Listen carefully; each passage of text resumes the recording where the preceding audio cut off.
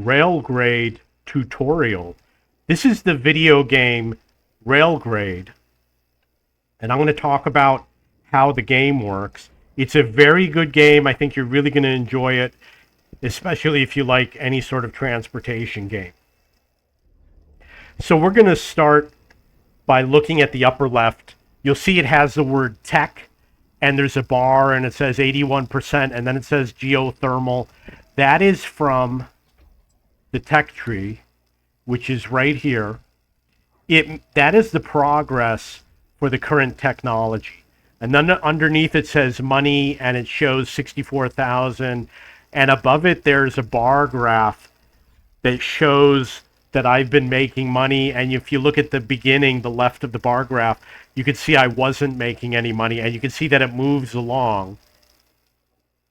And then underneath, you see the word revenue, cost, and net for the past 60 seconds. The number of workers are the number of available workers to work in your buildings. I know I have some buildings that need workers.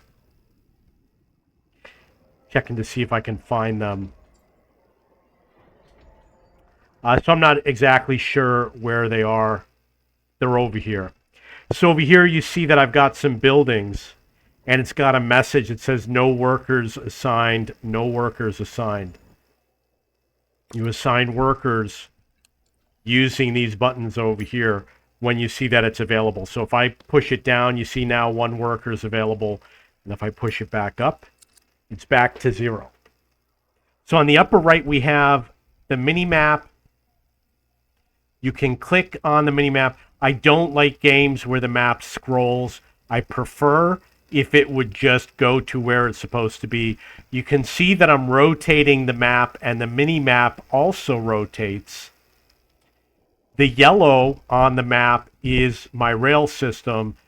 The white and the brown is the terrain. Underneath the mini map is something called the notice board. It gives you some messages. They're not very helpful because you can't go to wherever oh, maybe you can. No. You can't click on the message and figure out what the problem is.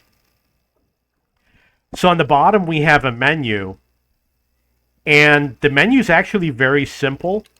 This is for saving the game. Saves it immediately.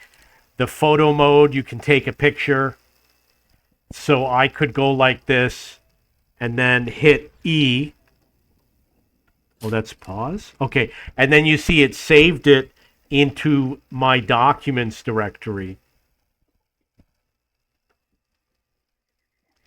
See, we've got some color filters for the photography. That looks like a 3D filter.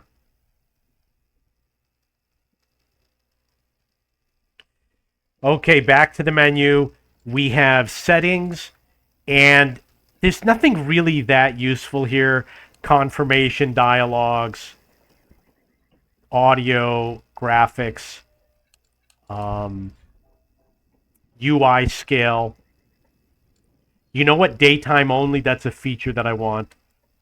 And then your keyboard binding, so nothing really that complicated. Save to a new file means it's switching the file that you're saving to. So when you hit save region, it goes to a different file, and then you can quit to the main menu or the desktop. Explore brings you to this map. Obviously, it should say map. So if I hit track, looks like I laid a track here that never connected. So I made a mistake when I laid that track down. I thought that it connected, but it didn't. But you can see that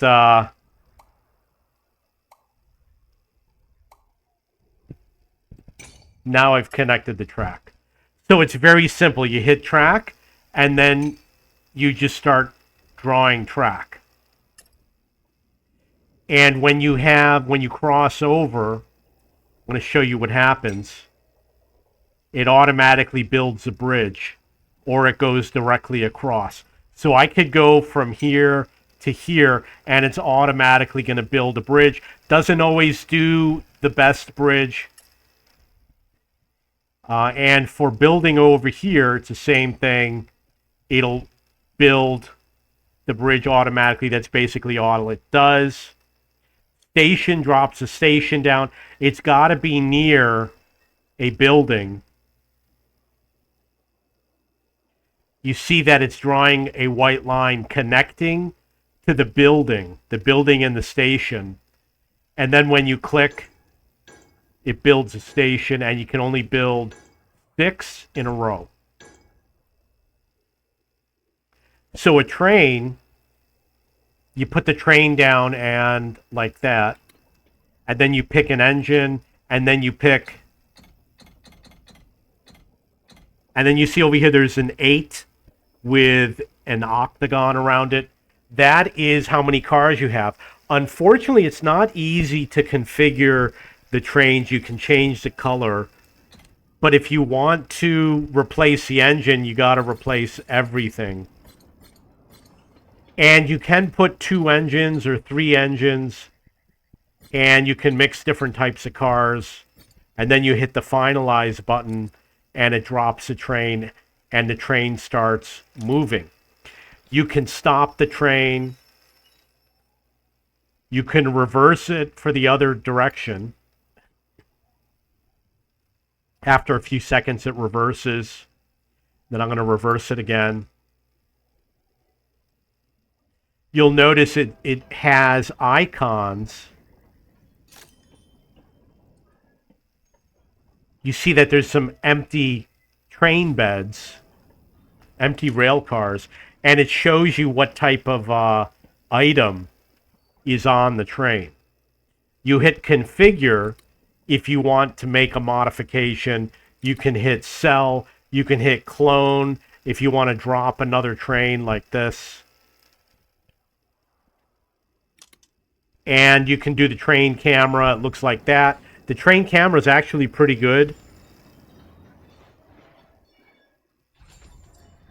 The animation is pretty cool, the way it moves around. You see how it shimmers a little bit. We've got different perspectives.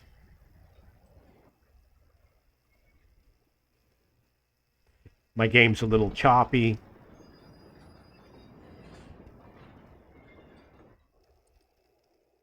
And then follow obviously just does a basic follow. So the next line is called salvage. And what you do is you can draw on a track that you want to delete, or you could highlight a building that you want to delete. I don't want to delete anything, but it's basically the bulldozer command from other games. And you'll notice that it has a 1, 2, 3, 4, 5, and 6 underneath all the menu options. So you can hit like the 4 button and it opens up salvage, or I could hit the 2 button to drop a station, etc. So industry, we have the basic items: research, dropping a city down, a warehouse, a zeppelin, which is for exporting, and then you've got resources such as water, coal, iron, oil, silica. Then you've got different tiers for the industry. And it's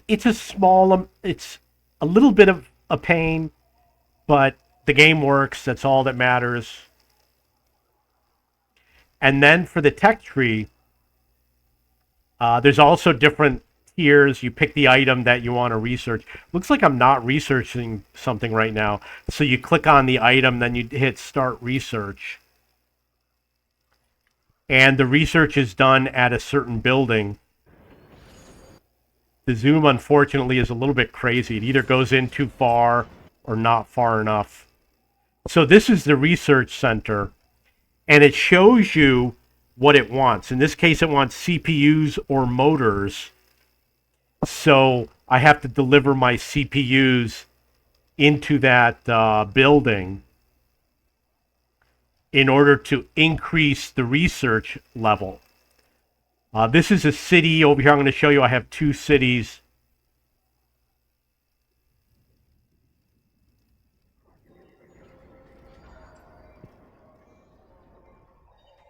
Unfortunately, the zoom, like I said, is See how far out it zooms? It's just a little crazy. But you see I've got a city over here in the north, and I've got a city in the south. The city in the north is a larger city. And they do expand. So originally the city was surrounded by the rail. So that square is the original city, and these other parts are the expanded city. You see it's more than doubled in size. Maybe it's tripled in size. You can have bridges, which is pretty cool. There's no tunnels in the game. The graphics are pretty cool. And I've gone through almost everything in the game. The right mouse button shows you what all the buildings do. Some of the information is not that great. I'm going to click on a building. You can see what happens when you highlight. It connects lines to all the different buildings. The yellow line, I think, connects to the city. I'm not sure. We could follow the yellow line. It connects to the refinery. When you drop, okay, so when you click on a building, it pops up this menu where you can change the number of workers. You see the level, you can do an upgrade like that, which allows it to store more items. There's a catalyst, which allows you to produce faster. There's a bar that shows you your production speed, and it shows you the mathematical functions. So when you drop an industry down, I'm going to put geothermal. It shows you white lines pointing to wherever the geothermal is. You can see that there's some right here. And I could just drop it on that item. And of course it works with anything. So if I do the oil well, you'll see that I have few oil wells. In fact, these are the last two oil deposits in the game. It turns green when you can place it, and it's orange when it's not. You hit R to rotate the building. Some of the buildings have a long horizontal shape, so you're going to want to rotate them. It's purely cosmetic to rotate. There's no entrance or exit. You can enter and exit on any side, and you can do it from a bridge. It tells you the cost, the upkeep value every 60 seconds. The cost of the lower industries is a lot cheaper. You see it's 1,024, but when you get down to here, it goes up to 8,192, so the cost goes up. This is an example of a resource. You see it does highlight what the resource is. And some are just cosmetic drawings. These plants over here don't mean anything. That right there is the bulk of the game. You can change if you want a lot of plateaus or if you want big valleys. To be honest, I don't like how steep they are. It's a pain to have them so steep, but it seems like it's required in the game. I'm not sure. And it does get crowded a lot. So often I go and look and I see that the trains are backed up. It looks like we got a little bit of slow train traffic right over here. You can see what it looks like driving into the city. This is a uranium deposit. It shows you the resources, even if you can't mine it yet. I haven't researched uranium yet, but it shows the resource on the map. If you see like the red over here, minus 16, that is an expense. Over here it says minus 72. And if you see green where it says 16, or over here it says 32, that means I'm earning income from dropping something off. If these trains are a little bit slow, you can obviously increase the speed of a train. They do go slower when they go up the hill. There is acceleration. I'm going to show you, if you click on a train, up on the upper right, it says stats and performance, cost, upkeep, top speed, acceleration, climb rating, weight, rated weight, payload, and turnaround. you have switches, and the switches are either for all trains or it's just for this train. Like if I switch this one, it doesn't matter because that's for the opposite direction.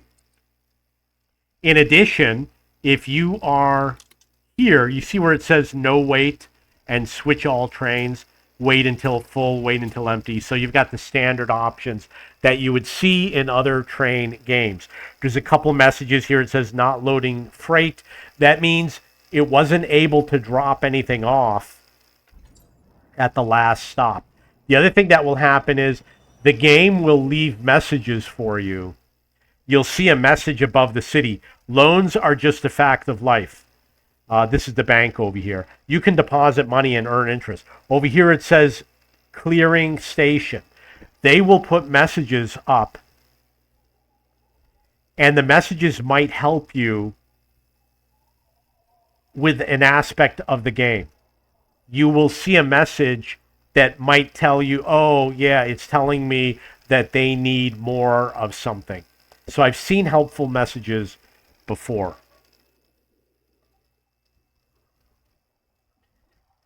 Okay, so that's basically it. One of the things about the game, you've got a few resources like water and energy that are used by lots of different buildings, but not by every building. So you can just route the trains randomly through a route, and the water will just drop off any building that needs water. Some, for example, CPUs, you only can use them at two different buildings, the research and maybe the city and maybe one other building, so it's better to have a direct line. I'm going to show you the loop because I know you want to see the loop. That's what it looks like. Okay, I thought I turned off the night mode, but I guess it did not turn it off. And there is the Zeppelin. So we'll do the Zeppelin. This is everything you can export, and it shows the prices. And notice that some of them bring in a lot of money. I don't see uranium. So, for example, CPU is 256. You could make CPUs and just export them and make a ton of money. And you want to make sure that your export is not a place where trains drive through frequently, because they might end up exporting something that you need. There is a capacity of 32 items for freight. There are warehouses.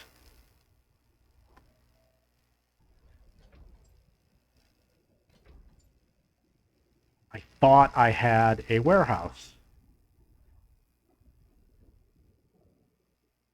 There it is, right there. I have not used a warehouse yet, but I'm going to drop one down over here. I'm going to rotate it because there's already a station here. Won't place it, so I'm going to place it over here. And you can see over here, I chose the option unload train, and I can choose the freight, whatever I want. I know that this is coal, so what I'm going to do is I'm going to put coal down. I'm going to put water down. And it's going to unload at that station, and maybe I'll be able to make another station that loads. And what it's going to do is it's going to start dropping water over here. Unfortunately, even though it's adjacent to a building that uses water, my experience is it will not transfer. You have to put it on a train, and you have to deliver it. Okay, so that is my guide to the game Railgrade. I really like this game a lot. I think you're going to like it too.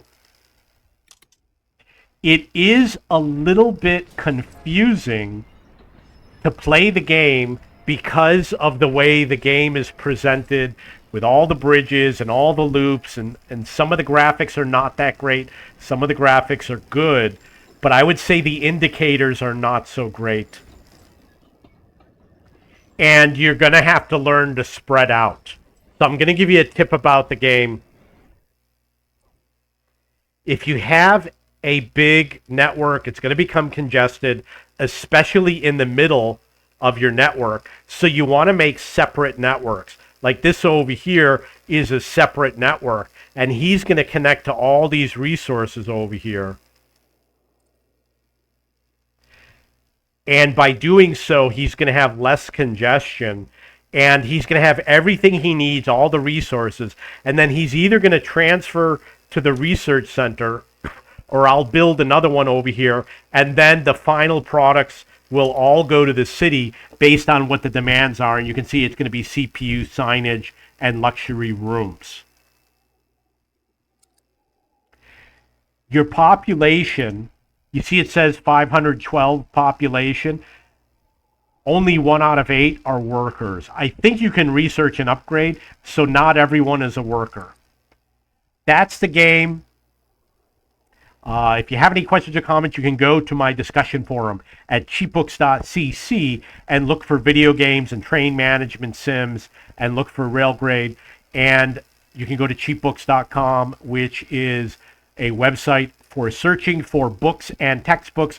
If you know any college students, tell them to go to cheapbooks.com, especially if they're looking for a rare book. It's got over 700 million listings from countries all over the world. If you have any questions or comments, please post below. And there's no pause as far as I know. You cannot pause the game.